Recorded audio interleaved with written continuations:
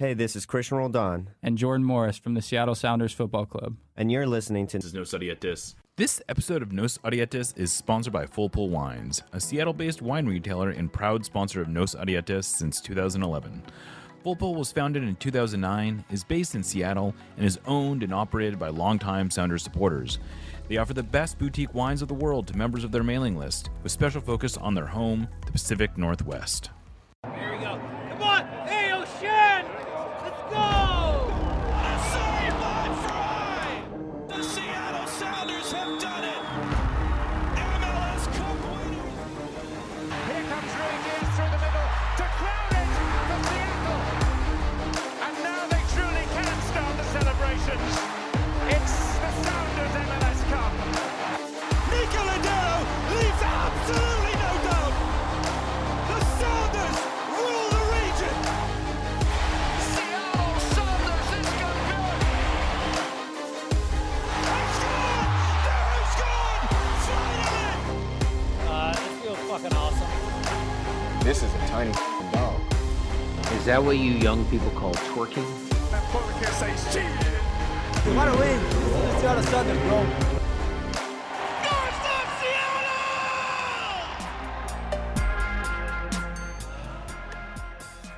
Welcome to another episode of Nos Odietis, sponsored by Full Pull Wines and our subscribers.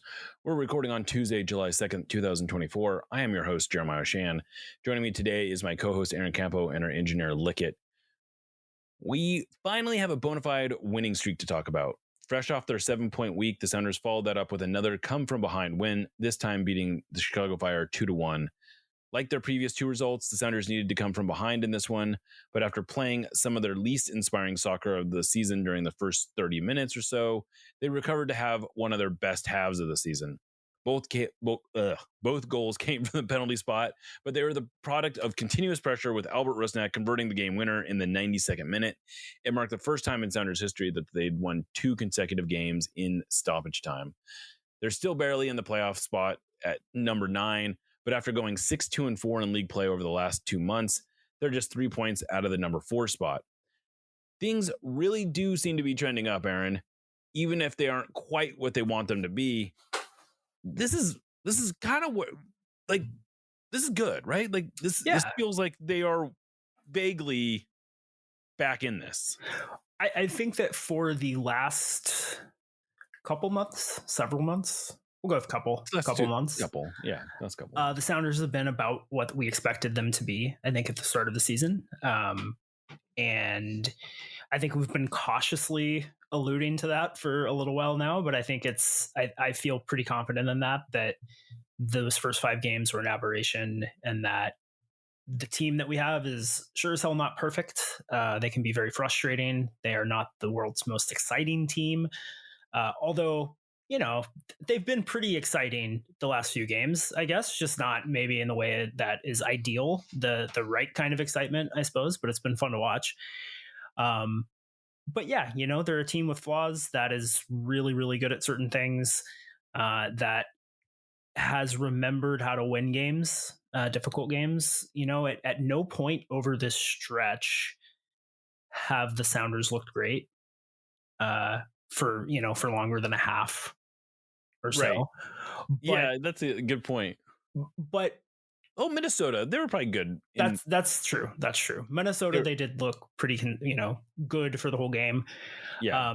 But, I think that was true of the run they went on last year as well towards the end of the season, right? They're just a team that knows how to win games, and a team, the things that this team is very good at are not things that lend themselves to games feeling dominant, I guess, for lack of a better way to put it. But it's like one of their games where you look back in hindsight and you go, "Oh yeah, they were pretty they won that one pretty comfortably."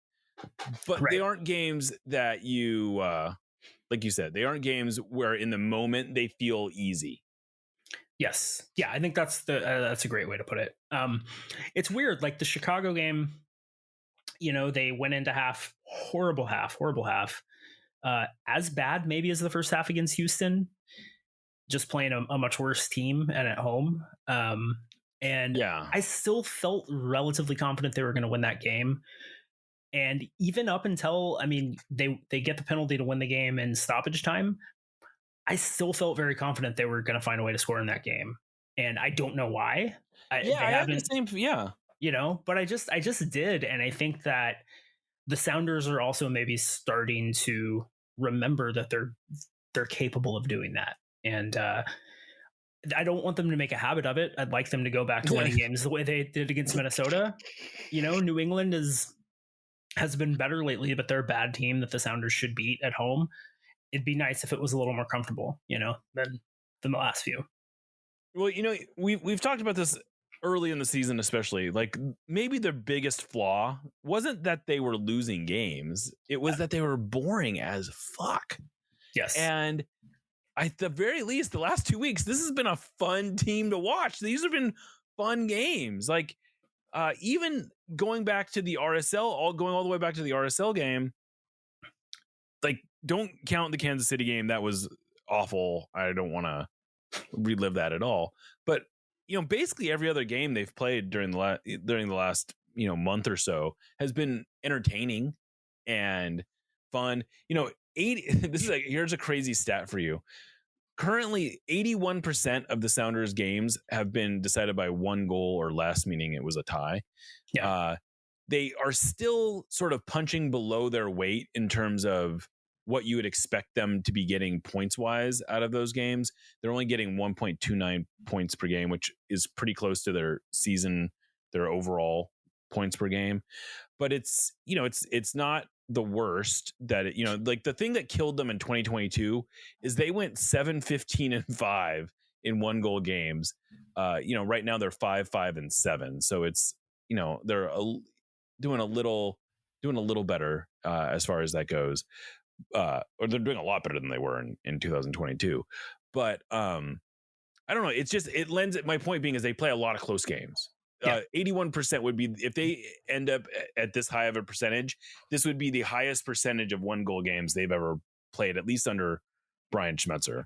I don't have the data beyond the Brian Schmetzer era, but I don't know. I thought that was kind of interesting.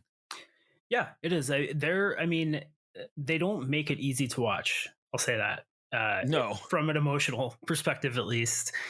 And I would love them to get beyond that, but I do think there's nothing about the way they've been winning games and racking up points over the last couple of months that feels flukish or unsustainable to me. Right. And I think that that's the critical, important thing. It's not really about how comfortable you feel. It's about how repeatable the things that they're doing are. And the way they're winning games, are they going to get, 2 actually given penalties and 4 arguable penalties in every game? No, they're not. But those penalties came from good attacking play. Right, exactly. They forced, like they were penalty. All 4 of those penalty shouts came from situations where they were putting Chicago under a lot of pressure. Right. And Chicago broke a couple times. If you get the ball into the box and attack the goal, you're going to put teams under pressure. And if you put teams under pressure or not, things are going to happen. Right. Yeah. Goals absolutely. are going to go in, penalties are going to get drawn, like stuff's going to happen. And that's sort of like what the Sounders offense is right now, which is like, make stuff happen, guys. Right. And that I do think that is in contrast to some of the penalties they got earlier in the year that were just maybe a bit more fortunate, where it was guys facing away from goal or handballs from situations that weren't especially dangerous. This feels like a team that is maybe not a great attacking team, but that is attacking with intention and is starting to create a little bit of chaos, which I think is a positive thing given the players they have on the team. I think is a pretty good sort of approach to the attacking phase of the game, is just to try to, like you said, try to just make shit happen. Right. And, we've made a lot of this is directly tied back to how good are they offensively. And for a lot of the season, we were really stressing out about how bad they were offensively. Like, this was a team that looked like they could not score from open play for, a significant portion of the season. And, right now they're ranked 17th in goals per match, which isn't to say that's great, but it's you can be you can be competitive at 1.4 goals per match. You can, and they're giving up 1.2 goals, which is 7th best. So, they're 30th or they're 13th in expected goals, which is, again, they're not blowing the doors off anyone, but that's what you need to be. You need to be respectable. That's kind of where you need to be. Yeah. And they're almost certainly going to end up scoring more goals than they did last season. Not the highest bar in the world to clear. Obviously, they scored 41 last year. That's not good. Right. But they're improving on that at least. And right. It does look like they'll improve on that. And I think, again, I haven't done the math on this, but I think if you remove the outlier of those first 5 games where they literally could not score to save their lives, I think things probably look a lot better, over the last 16. So, I just, stuff is not good, right? The team is in 9th place. Their goal difference is not great. Their home record is not great. They have some, I think, obvious flaws, but their home record is a lot better than it was a month ago. Their goal difference is better than it was a month ago. They're 4-1-5 at home right now. 4-1-5 is not good enough, right? That's that 4 that's really problematic. But they've only lost once at home this year, right? And that was a pretty psychotic game, I think it's fair to say. There's a danger of being too positive, I think, because things could still fall apart very easily. If you look at their next 3 games before the League's Cup, they've got or next 4 games. Sorry, they've got the Revs at home. They're at Austin. They've got St. Louis at home. They've got LAFC at home. I think 8 points is maybe not what you would say is what you expect from that, but I think that's achievable. And I think that they have put themselves in a big enough hole that 8 points feels like a reasonable goal from those games. That would be 2 wins and 2 ties or 3 wins. Yeah. And I think they should beat the Revs. They should beat St. Louis. Yeah. Those are they can beat Austin. Sure. And they have LAFC at home. Right. And so if they get 8 points from those games, they'd be at 36 points. They'd be tied for 4th in the West on a points per game basis based on where things are at now. If they get 4 points from those games, which I would be surprised by, but I wouldn't be crazy, then they're at 1.3 points per game, which is what they're at right now. Right. So they're probably right around 9th. Yeah. I think that's the thing is that they've got, I wrote about this in my column this week, which is they've done the work to get their head above water at this point. They're at 500. They are 3 points out of 4th place. They're now comfortably in 9th, right? Like, I guess I should look at this. They're okay. They're only 1 point up on Austin. So that Austin game actually ends up being, I guess, maybe a pretty important game. But they're right there, I guess is my point. They've got everything to play for. They're unlikely. They don't have. Sorry to interrupt, but they're unlikely to get into a situation where they've got 2 teams ahead of them to get into the playoffs, right? Yes, right, exactly, which is notable. They very much are in control of their own destiny in terms of like where they ultimately finish. And they don't need to go on some crazy run to get into I think 4th should be their goal. Like that's to me what realistically you should we got to get to 4th because that's going to get us home field advantage in the first round of the playoffs. It's achievable. There's no reason we shouldn't set that as a goal. That should be to me their focus. Yeah.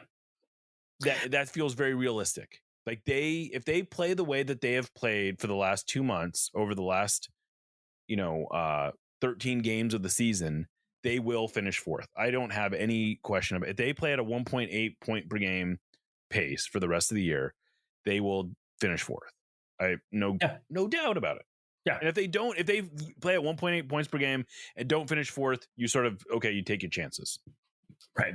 But I feel like if this team can play at that pace the rest of the way and do it in the way they've done it, it's a team that can make noise in the playoffs for sure.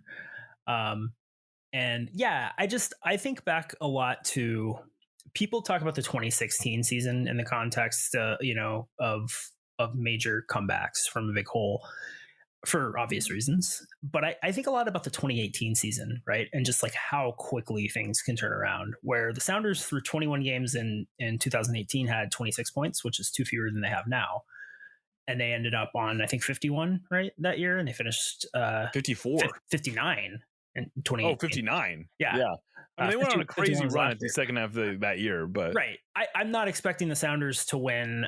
What did they do? They did like 1, 2, 3, 4, 5, 6, 7, 8, 9 in a row, and then 5. and then 5 in a row. So 14 of their last 16 games were wins. Right. Not expecting that, right? But just the margins are so thin, right? There's still 13 games is a lot of season left to play. I don't know. I don't know how I feel about this team, I guess, is my point. I don't know either.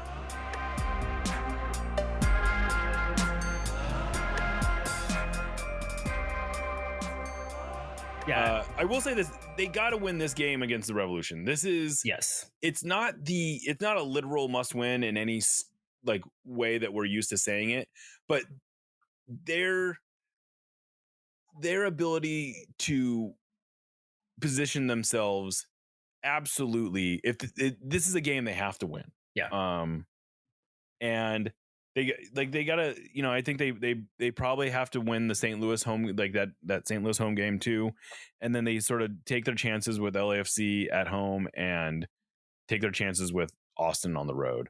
But those are 4 games that they should expect to get points from. That's what the standard they should be holding themselves to. And by the way, they've got an Open Cup game next Tuesday, a week from today, where we are right now. That, if they go into the League's Cup break sitting in 4th, heading into an Open Cup semifinal, I don't have anything to complain about, to be honest with you. No, Like, I mean, I can still find stuff, but I want them to add some talent, and Right. I want them to, play more attractive soccer. But from a results perspective, that's all I can ask for. That's a great turnaround. I mean, I think that you can't, from where they were and what they had to do and what they have to work with, I think that's about all you can expect is that kind of turnaround. And, coincidentally, the League's Cup not break, but the League's Cup portion of the season and the secondary transfer window opens 2 days, I think, before that. The 18th. Yeah. So I think what happens in that LAFC game and all the games prior, I don't know, maybe that informs what they decide to do, right? If they're in 9th and kind of, they'll probably sneak into the playoffs, but let's just wait until the winter and figure it out then. Maybe is the more attractive option.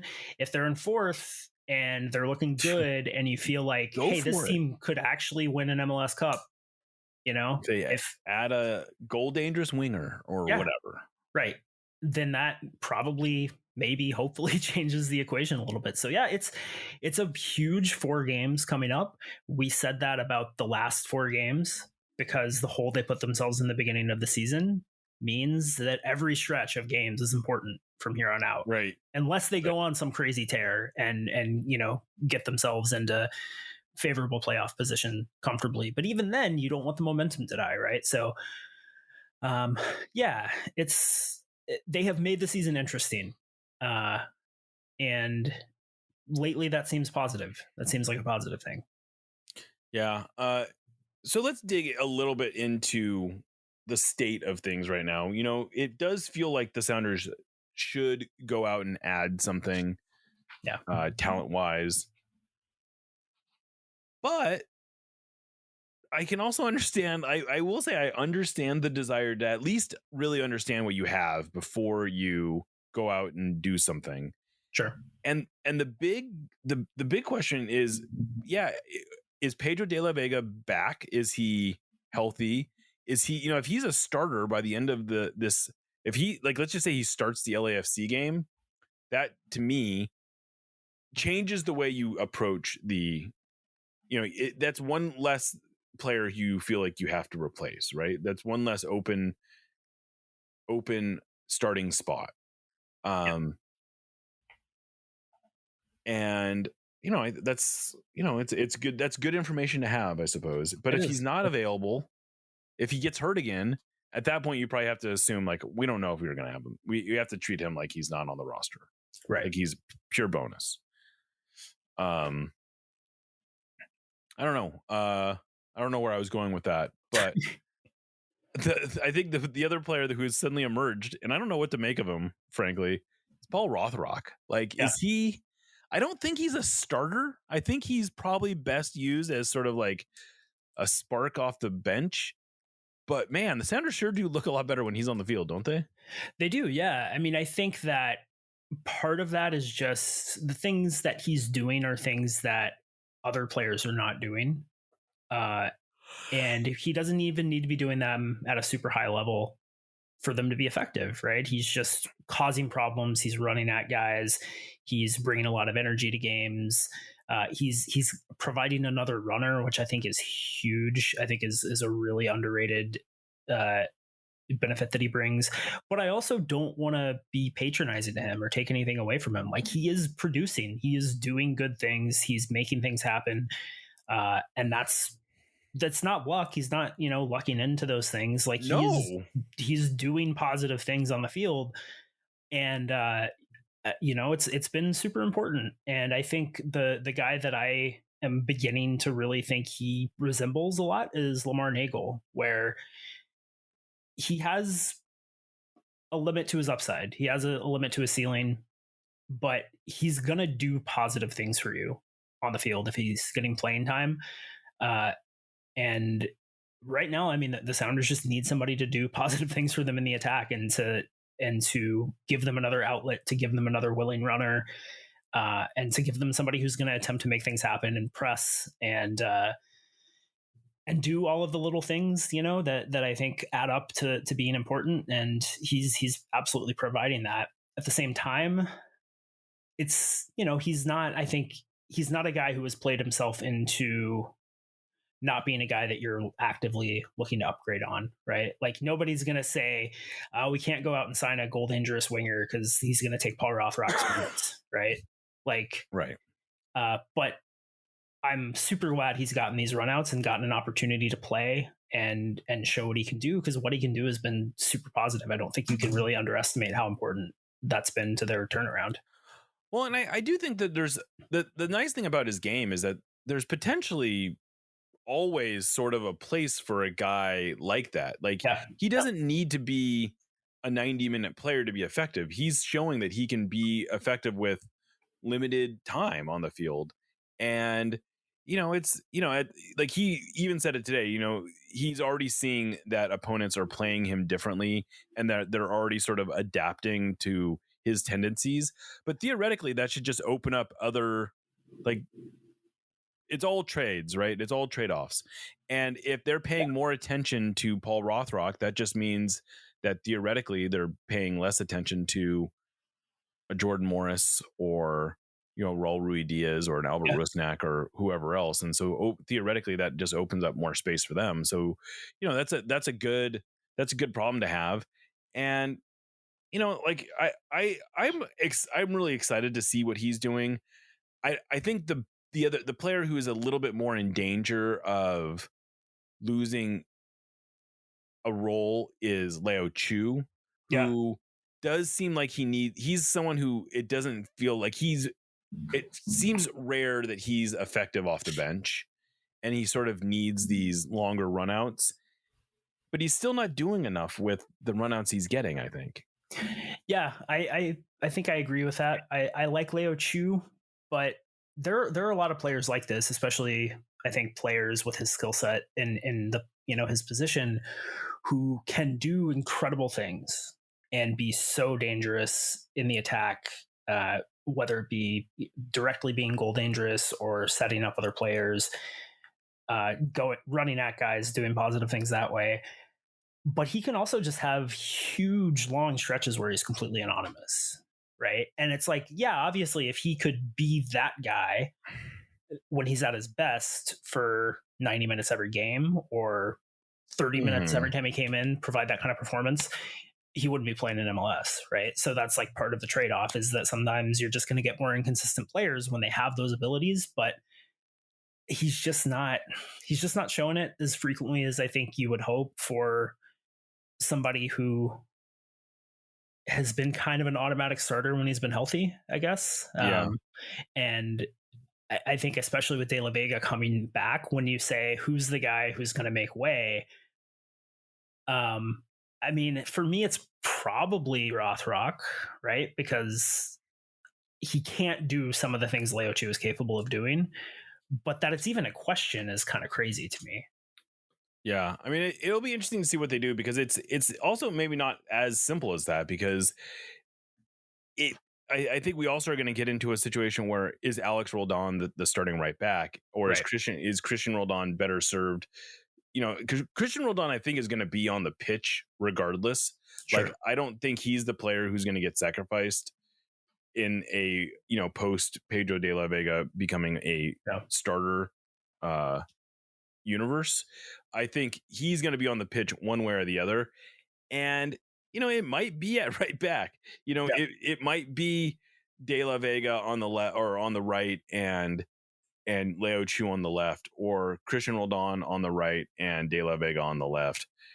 And then maybe it's Alex Roldan, and maybe it's Reed Baker Whiting. Like, the Sounders have some options, and I've been saying this for a while. Like, this is not, I know that there are times when it feels like the roster is broken if there's a few pieces missing, but when it's all put together, there's a lot of depth to like right now. Like, there is a player like Nathan, who I think is a very good center back, is having a hard time getting on the field right now.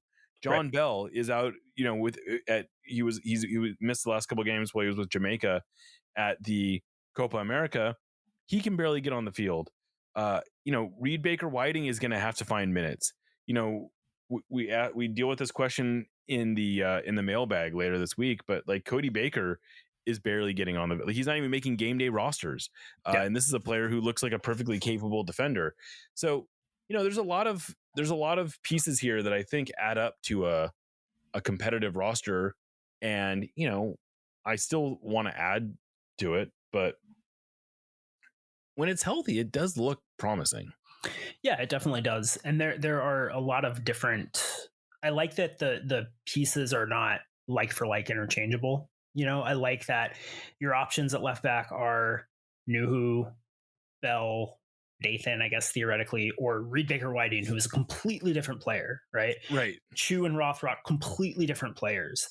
Masovsky and Morris and Rudy is all pretty different from each other. Masovsky as a winger is a completely different player, right? So you can mix and match and do different things based on the opposition, and that's, I think, a underrated quality. But I'm definitely with you in that it feels like the top end is what's missing right now, right? Like that really elite player to put everything over the top, because I think, man, if you have that player, everything else is already there.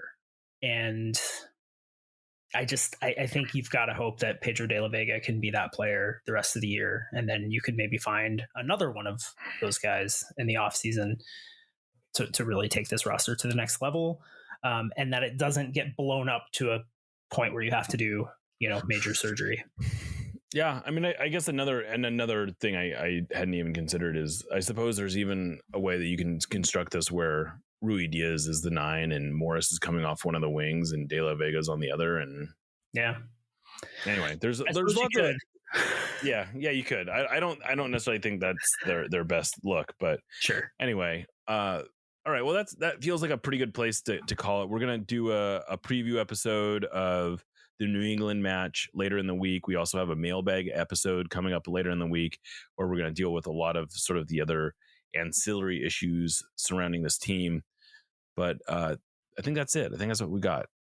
So thank you, Aaron. Thank you, Lickett, for producing this show. Thank you to the listeners for supporting us and making this work. Hopefully you also have had a chance to go check out Lobbing Scorchers, which is part of a growing Sounder at Heart podcast network which we are going to be adding another podcast to soon. So be on the lookout for that. But all that said, I am Jeremiah O'Shan, signing off for Aaron Campo and Lickett. This is Nos Audietis. And remember, you will never get alone.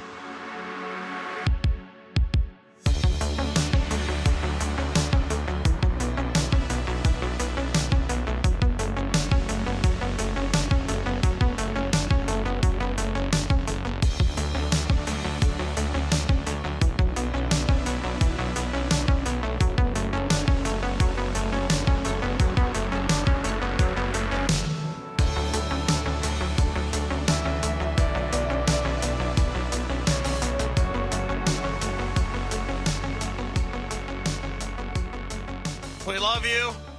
Let's win another one.